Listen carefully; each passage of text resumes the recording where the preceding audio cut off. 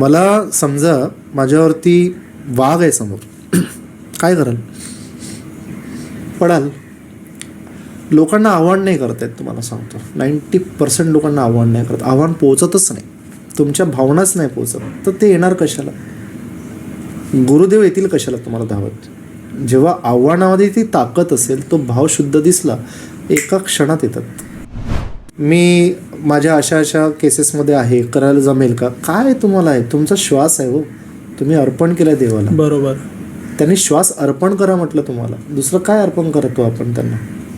तो तर तुम्हाला साधा उदबत्ती सुद्धा लावा असं नाही म्हणत देव, तुम्हाला कापूर लावा असे नाही म्हणत. बरोबर. तुम्ही श्वास तर द्या, त्या श्वासांची शृंखला तयार करा, माळ तयार करा.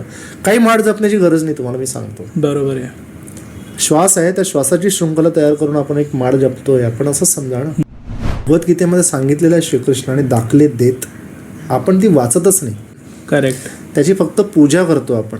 पण त्याचे जर आपण अध्याय जर वाचून त्याला जर आपण बघितलं, तर प्रत्येक प्रश्नांची उत्तरं आपल्याला तिथे सापडतील.